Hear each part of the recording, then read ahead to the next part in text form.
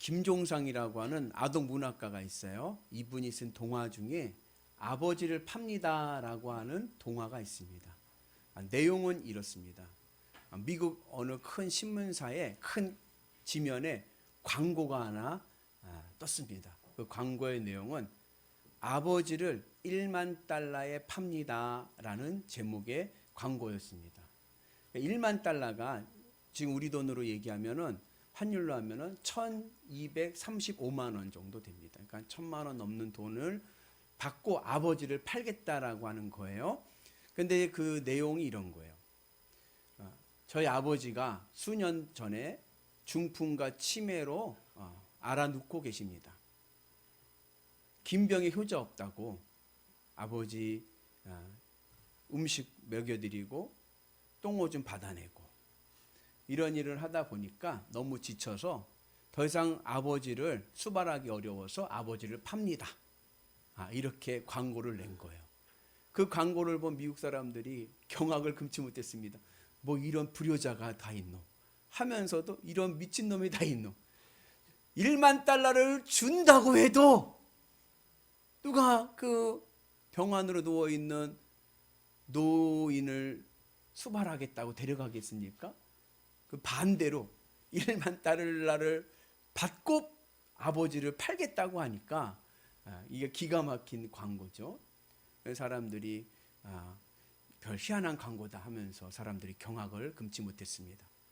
그런데 그 광고가 나고 얼마 뒤에 한 젊은이가 그 광고를 낸 연락처로 전화를 합니다. 그리고 제가 아버지를 사겠습니다. 그래서 이 광고를 낸 분이 설명을 해주는 겁니다. 다시 한번. 중풍병과 치매에 걸린 노인을 돌본다는 게 쉬운 일이 아닙니다. 그리고 그분을 1만 달러를 주고 사간다는 건 보통 사람으로는 할 수 없는 일인데 어떻게 그 아버지를 병 안에 있는 노인을 아버지로 사가겠다라고 하는 겁니까? 이렇게 물었어요. 그랬더니 이 젊은이가 대답을 합니다. 네, 저희 부부가 있는데 저희 부부는 고아입니다. 어려서부터 부모님을 한 번도 본 적 없고 아버지, 어머니 이야기에 불러보지도 못했습니다. 그래서 우리 부부의 늘 소원은 뭐냐? 아버지, 어머니. 그 아버지, 어머니 이름을 부르고 그 아버지, 어머니를 섬기는 것이 우리 부부의 소원이었습니다. 그리고 우리 아이들이 아들과 딸이 있는데 이 아이들도 늘 할머니, 할아버지 왜 우리 집은 없냐? 우리도 할머니, 할아버지 있으면 좋겠다. 늘 그렇게 이야기하기 때문에 우리가 아버지를 사겠습니다. 그렇게 이야기를 합니다. 그 말을 들은 이제 광고를 낸 사람이 쉬운 일이 아니니까 일주일 동안 깊이 생각해보고 물을 수 없는 거다. 나중에 힘들다고 다시 반납할 수 있는 게 아니니까 일주일 동안 깊이 생각을 하고 그리고 다시 연락을 사겠으면 연락을 주시오 그렇게 이야기를 합니다. 일주일이 지났어요. 일주일이 지났는데 그 젊은이가 다시 전화했습니다. 아버지를 사겠습니다. 그래서 이 광고를 낸 분이 주소를 가르쳐 주는 거예요. 그러면 어디 주소로 오시오. 그래서 그 주소를 받아 적고 그리고 그 주소에 따라서 찾아가는 거예요.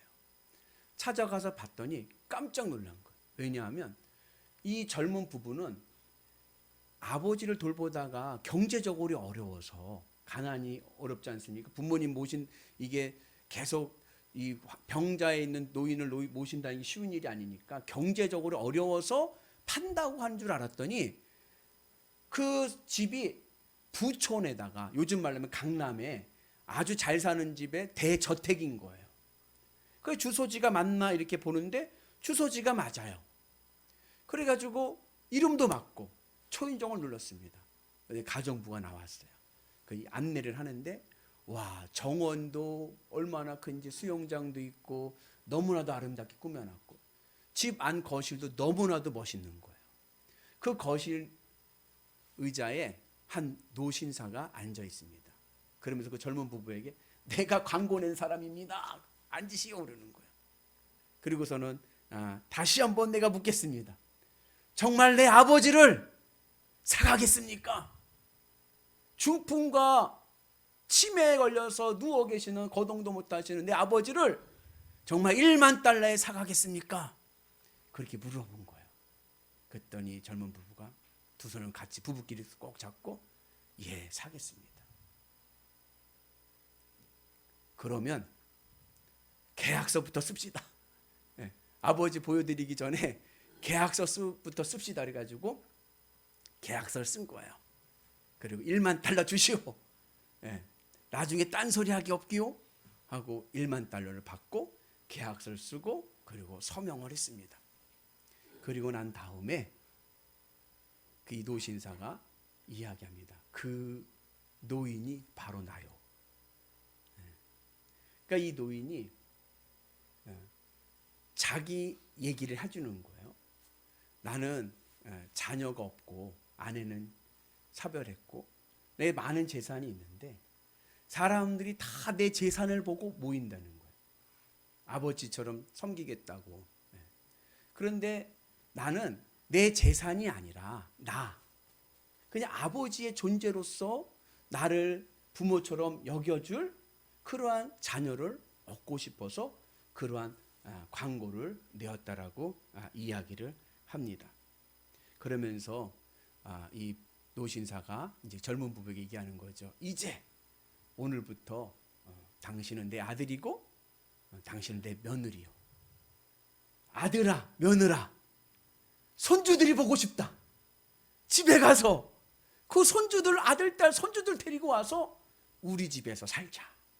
그래가지고 행복하게 잘 살았다라고 하는 동화입니다. 왜 이 노신사는 그러한 거짓 광고를 냈을까요? 왜 그랬을까요?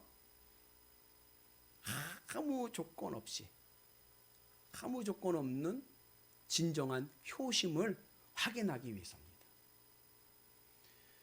오늘 에스겔서 22장은 이스라엘, 특히 예루살렘의 죄악상을 말씀합니다.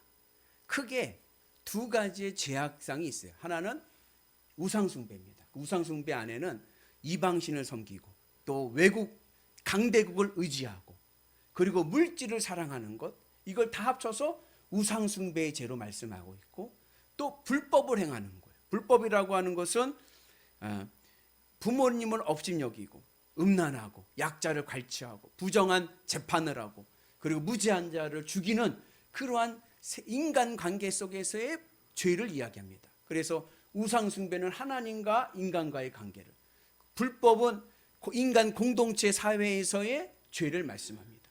그리고 이 죄의 근본적인 원인이 어디 있느냐? 왜 이스라엘이 이러한 죄악상 속에서 살아가느냐? 그 이유는 10계명의 제1계명, 나 외에 다른 신을 두지 말라, 1계명을 어겼기 때문에 이러한 죄 가운데 임하게 되었고, 그 결과 이제 이스라엘이 뭐가 됐느냐? 이스라엘이 찌꺼기가 되었습니다. 이제 하나님께서 찌꺼기가 된 이스라엘을 모아서 불로 심판하십니다. 우리 같이 말씀 읽겠습니다. 그러므로 주 여호와께서 이와 같이 말씀하시느니라. 너희가 다 찌꺼기가 되었은즉 내가 너희를 예루살렘 가운데로 모으고 사람이 은이나 노시나 쇠나 나비나 주석이나 모아서 풀무불에 넣고 불을 녹여 불어 녹이던 것 같이 내가 노염과 분으로 너희를 모아 거기에 두고 녹이리라. 여러분, 찌꺼기가 뭔지 아시죠? 찌꺼기는요, 쓸만한 것들 다 모아놓고 골라내고 그 다음에 남은 것들, 쓸모없는 것들, 쓰지 못하는 것들, 쓰레기들, 이걸 찌꺼기라고 하는 거예요. 밥을 먹지 않습니까? 음식물 막 먹다가 뭐라 그래? 야, 찌꺼기 갖고 와. 다 모아가지고 어떻게 해요? 음식물 쓰레기통에 버리죠. 이스라엘이 찌꺼기가 됐습니다. 하나님의 백성으로 소중하게 쓰임받아야 될 하나님의 자녀들이 더 이상 쓸모없는 찌꺼기가 되었습니다. 어떻게 하다가 이 선민 이스라엘이 쓸모없이 버려지고 태워지는 찌꺼기가 되었을까? 창세기 6장을 보면 그 이유가 나와요. 하나님께서 인간을 찌꺼기로 여기시는 이유가 있습니다. 그것은 뭐냐? 인간이 고깃덩어리가 됐기 때문에 그래요. 이것을 우리말로는, 우리 성경에는 육신이 되었다라고 이야기하지만 히브리어 원문의 의미는 고깃덩어리라는 뜻이에요. 원래 인간은 하나님의 형상으로 창조된 존귀한 존재입니다. 하나님의 형상으로 창조되었다는 것은 여러 가지 의미가 있어요. 우리에겐 이성이 있고 양심이 있고 도덕적인 윤리가 있습니다. 그런데 그것보다 더 중요한 하나님의 형상의 개념이 있습니다. 그것은 뭐냐? 하나님과의 관계성이에요. 하나님 우리에게 하나님의 형상을 주신 이유는 하나님과 관계하도록, 하나님을 인식하고 하나님을 바라보고 하나님을 사랑하며 나가도록 우리에게 하나님의 형상을 부여해 주셨습니다. 그런데 그 하나님의 형상을 닮은 인간이 선악과 이후에 하나님을 잃어버리고 마음에서 하나님을 버리고 그리고 세상 것을 사랑하고 세상 것을 바라보면서 살아가게 되었습니다. 그래서 선악과 이후에 인간이 하나님을 잃어버리고 마음의 세상 것을 채우고 그것으로 기쁘고 만족하려고 하는 뭐가 됐다? 고깃덩어리가 된 거예요. 그래서 하나님께서 이스라엘을 이제 찌꺼기 취급하십니다. 이스라엘 마음에 하나님이 없어요. 그래서 하나님을 잃어버리고 세상 것으로 기쁘고 만족하려고 하는 이스라엘을 하나님께서 이제 찌꺼기로 여기시고 쓸어 모아서 불로 태워 심판하십니다. 그러면 반대로 생각하면 우리가 찌꺼기가 되지 않고 하나님의 선민 이스라엘, 하나님의 사랑하는 자녀가 되기 위해서는 어떻게 될까요? 우리 마음에 하나님에 대한 그리움이 있어야 됩니다. 하나님을 아무 조건 없이 순수하게 사랑하는 마음이 있어야 됩니다. 베드로가 예수님이 십자가에 못 박히시기 전날 밤에 예수님을 배반합니다. 예수님이 가장 힘들고 어려울 때 베드로가 예수님을 배반합니다. 심지어 저주까지 합니다. 왜 베드로는 예수님을 모른다 하고 저주했을까요? 그 이유는 두려움 때문에 그런 거예요. 두려움. 무엇이 두려웠느냐? 베드로가 예수님을 따를 때는 순수한 마음으로 예수님을 따른 게 아니에요. 내가 원하는 것을 얻기 위해서 예수님을 따른 겁니다. 예수님이 12제자들이 똑같아요. 예수님으로 따른 게 아니라 내가 예수님을 따르면 내가 원하는 것을 얻겠구나. 그 마음에 예수님을 따라간 거예요.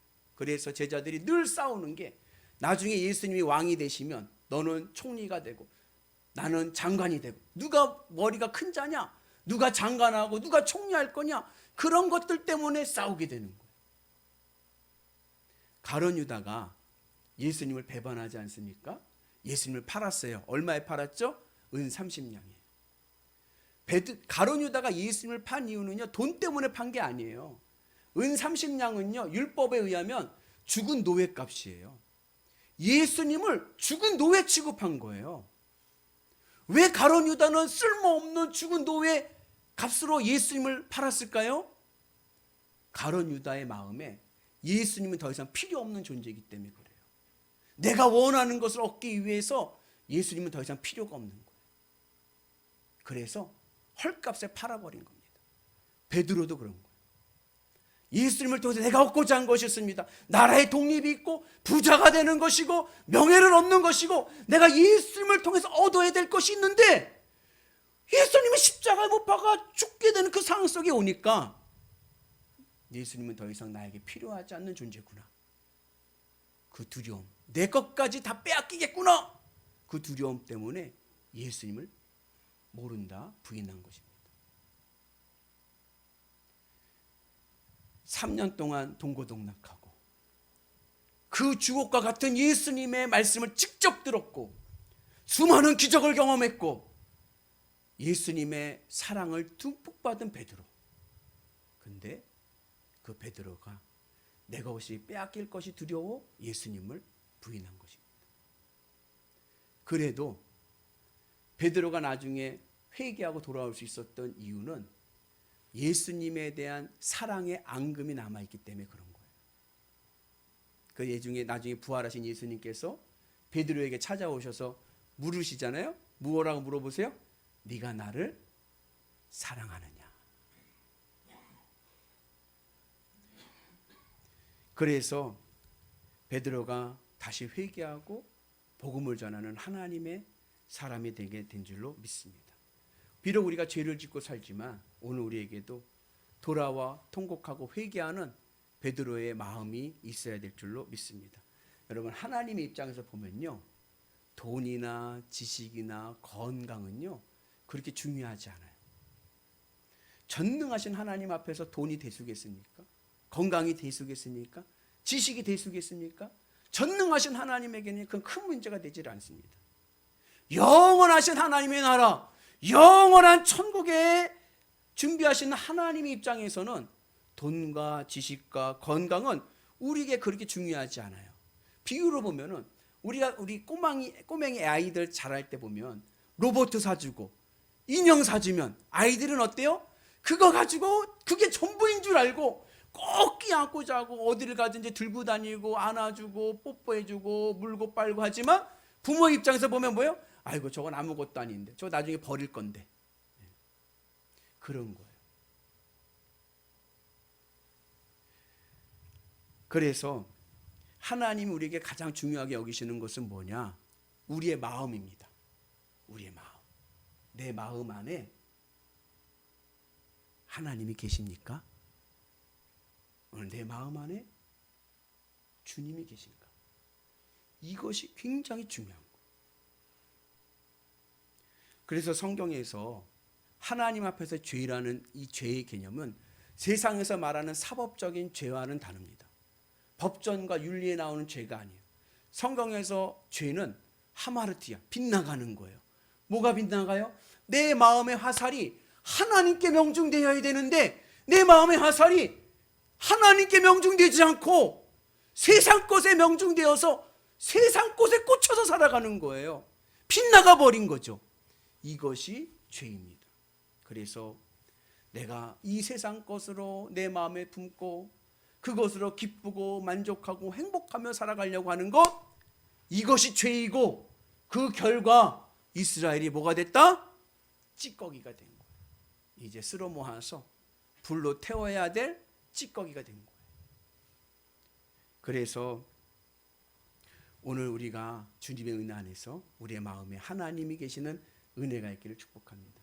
우리의 마음에 특징이 하나 있어요. 우리가 가지는 마음은 참 독특한 특징이 있는데 그것은 뭐냐면 하나만 들어오면 나머지는 다 버리게 돼 있어요. 여러분들 연애해보셨죠? 연애해보시면 내 마음에 드는 이성이 딱 들어오면 나머지는 어때요? 나머지는 하나도 안 보이는 거예요. 다 찌꺼기들로 보이는 거예요. 그죠? 내가 어디 길을 가다가 내 마음에 드는 옷이 하나 생겼어. 나 저 옷 사고 싶어. 그러면 그 옷 외에 나머지 옷들은 뭐로 보여요? 찌꺼기로 보이는 거예요. 그 옷 사야 돼. 우리의 마음은 하나가 들어오면 나머지는 다 버리게 돼 있습니다. 그래서 내 마음에 예를 들어 돈을 사랑하게 되면 내 마음에 돈이 들어오게 되면 돈 외 나머지 것들은 다 바깥으로 찌꺼기로 버리게 되어 있는 거예요. 그러다 보니까 하나님이 찌꺼기가 돼버렸어. 하나님을 믿는 게 아니라 하나님을 부리려고 합니다. 주인이 머슴을 어디에서 재워요? 문간방에 재우는 거예요. 문 밖에다가. 그리고 필요할 때마다 부릅니다. 돌쇠야 물 떠오너라. 그러면 돌쇠가 예마님 하고 가서 물 떠오는 거예요. 문간방 밖에서 대기하고 있다가 필요할 때마다 불러서 가져오게끔 하는 거예요. 하나님 내 마음 밖에서 머슴이 돼버렸어요. 하나님 뭐 좀 갖다 주세요. 하나님을 내 마음에 모셔야 되는데 하나님을 내 마음에 모시지 않고 내 마음 밖에다 세워놓고 머슴처럼 부리고 있습니다. 이것은 믿음이 아니라 이건 부리는 거예요. 하나님을 찌꺼기 취급하는 거예요.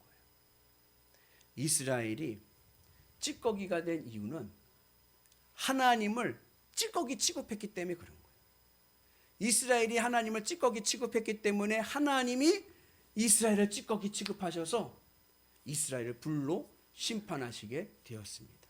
그래서 오늘 우리가 이 찌꺼기 신앙을 극복하는 은혜가 있기를 축복합니다. 우리가 어떻게 이 찌꺼기 신앙을 극복할 수 있습니까? 마태복음 13장을 보면 진주 장사의 이야기가 나옵니다. 진주를 사고 파는 장사꾼이 있는데 어느 날 정말로 값진 진주를 발견하게 됐어요. 이 진주의 가치는 100억이야. 예를 들자면. 그런데 이 진주를 1억에 살 수 있어. 그러면 여러분들은 이 진주를 사시겠습니까? 안 사시겠습니까? 사죠. 아니 이거 사기만 하면 100배가 부는데 안 살 사람이 어디 있어요? 어떻게 삽니까? 어떻게 사요? 다 팔아서 사는 겁니다. 어떻게 우리가 하나님을 살 수 있습니까? 어떻게 우리가 내 마음에 하나님을 모실 수 있습니까? 내 마음에 있는 모든 것들을 다 팔아서 하나님을 내 마음에 모셔야 되는 거예요. 그럴 때 우리의 신앙이 건강한 하늘의 복을 받는 신앙 될 줄로 믿습니다. 그렇게 산 신앙인의 대표적인 예가 구약 성경의 룻이라고 하는 여인이에요. 룻기 아시죠? 그 룻이라는 여인은 모압 여인이에요. 이방 여인입니다. 그의 시어머니가 있습니다. 나오미. 이 시어머니는 이스라엘에 살던 부잣집 가문이었어요. 근데 이스라엘에 기근이 오니까 이민을 간 거예요. 모압으로. 우리나라도 이렇게 좀 경제적으로 여유 있는 분들이 미국이나 카나다나 호주나 이런 데 이민 가지 않습니까? 경기가 어려우면 그런 식으로 정리해가지고 모압으로 이민을 갔어요. 근데 거기에도 기근이 와가지고 재산을 다 탕진했습니다. 그리고 남편이 죽었어요. 그리고 두 아들도 죽었습니다. 손주는 없고 남은 건 두 며느리인 거예요. 나오미가 두 며느리에게 얘기합니다. 나는 이제 고향으로 가련다. 왜냐하면 그 당시만 해도 여자 혼자 살기가 어려운 거예요. 직장 생활을 할 수가 없어요. 여성들은. 그러니까는 고향 친척들이 있는 데 가서 친척들이 주는 것을 빌어먹는 거예요. 거지처럼. 그렇게 살 수밖에 없는 혈편이 온 거예요. 그러니까 너희들은 친정에 가서 살아라. 재혼을 하든지 그냥 친정에 살든지 니네들 앞가름 니네들이 하고 나는 이제 고향으로 돌아간다. 그래요. 그때에 한 며느리는 친정으로 가고 룻은 나오미를 따라가는 거예요. 그때 이 룻이 이야기합니다. 저는 어머니를 평생 쫓아다니겠습니다. 어머니의 백성이 내 백성이고 어머니의 하나님이 내 하나님입니다. 저는 어머니를 끝까지 따라가겠습니다. 라고 이야기합니다. 세상적인 상식에서 보면요. 이런 말은 죄송하지만요. 이 여자 미친 여자예요. 제정신이 아니죠. 그죠? 시어머니를 아무것도 없는 곳을 따라간다는 거예요. 이유는 하나예요. 어머니의 백성이 내 백성이고 어머니의 하나님이 내 하나님입니다. 시어머니의 하나님, 나오미 하나님이 어떤 하나님입니까? 나오미의 하나님은 다 가져가신 하나님인 거예요. 다 뺏어가신 하나님. 재산도 뺏어가시고 남편도 뺏어가시고 두 자녀도 뺏어가시고 다 가져가시는 하나님. 그런데 그 모습 속에서 룻이 얘기합니다. 어머니 하나님이 오늘 내 하나님이 되십니다. 어머니의 믿음이 오늘 내 믿음이 될 것입니다.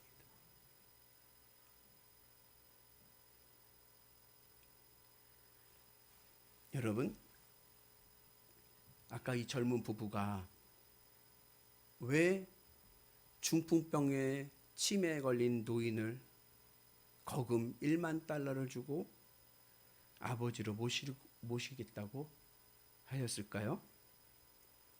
중풍병에 치매에 걸린 노인에게는요, 기대할 것이 없어요. 뭐 얻어낼 것이 없어요. 뭐 빼낼 구석이 없어요. 오히려 평온비만 들고 먹이고 입히고 기저귀 채워주고 수고와 고생만 따릅니다. 그럼에도 불구하고 이 젊은 부부가 병 안에 있는 노인을 아버지로 모시겠다고 한 이유는 아버지 덕준보자가 아니라 아버지에 대한 존재에 대한 그리움 때문에, 나에게도 아버지가 계셨으면 좋겠다. 아버지 존재에 대한 사랑이 그러한 결단을 내리게 한 것입니다. 루시 본 시어머니 하나님은 다 가져가신 하나님인 거예요. 다 뺏어가신 하나님인 거예요. 그런데 루시 그 하나님을 믿습니다. 어떻게 해요? 룻 마음에 하나님을 이용할 생각이 없기 때문에 그런 거예요. 룻은 하나님을 이용하려고 한 것이 아니라 시어머니를 통해서 하나님 존재만으로 기쁘고 만족하는 믿음을 배운 거예요. 나오미의 시어머니의 믿음은 아무것도 없어도 하나님만 계시면 나는 삽니다. 하나님으로 기쁘고 하나님으로 만족하는 그 믿음을 룻이 배우게 된 것입니다.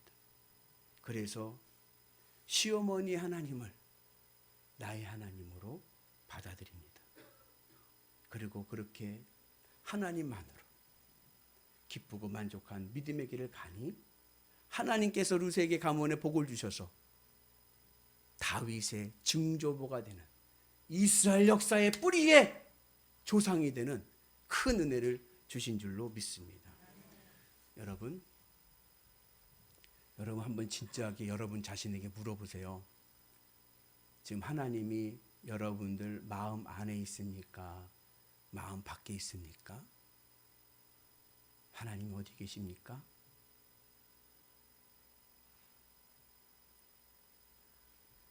하나님은 내 마음 밖에 있는 내가 이용하고 부려먹는 찌꺼기가 아니라 내 마음 안으로 모시고 그리워하고 사랑해야 될 제1의 사랑의 대상입니다. 하나님은 찌꺼기가 아니라 나에게 생명을 주시는 알곡이 되어야 될 줄로 믿습니다. 그래서 여러분 늘 어떠한 가운데서도 오늘 내 마음에 하나님을 모십시다. 하나님의 은혜로 삽시다. 형편이 어렵습니까? 그러나 내 안에 하나님 계시면 우리 살 수 있습니다. 주님으로 기쁘고 행복하고 만족하며 살아가는 은혜가 있기를 축복합니다. 오늘 하나님을 삽시다. 아멘. 어떻게 해요? 어떻게 해요? 다 팔아서. 무엇을 다 팝니까? 내 마음에 있는 모든 것들을 다 팔아서 하나님을 사셔서 내 마음에 오직 예수 그리스도 주님의 십자가 은혜만 있기를 축복합니다. 그럴 때에 하늘의 복이 임할 줄로 믿습니다. 그럴 때에 내 삶에 하늘의 천국이 임할 줄로 믿습니다. 그 은혜가 오늘 우리 가운데 있기를 주님의 이름으로 축복합니다. 다른 것 없어도 주님만 있으면 나는 산다. 주님의 은혜 안에서 주님으로 기쁘고 만족하며 살아갈 때에 하늘의 구원과 하늘의 기적과 하늘의 축복을 보게 될 줄로 믿습니다. 오늘 우리가 주님의 은혜 안에서 하나님이 더 이상 찌꺼기가 아니라 내 삶의 알곡이 되셔서 내 재산보다도 내 자식보다도 내 건강보다도 하나님을 더 사랑하게 되면 하늘 아버지께서 내 삶을 지켜주시고 주장해 주시고 축복해 주실 줄로 믿습니다. 그 은혜가 오늘 우리 가운데 임하시기를 주님의 이름으로 축복합니다.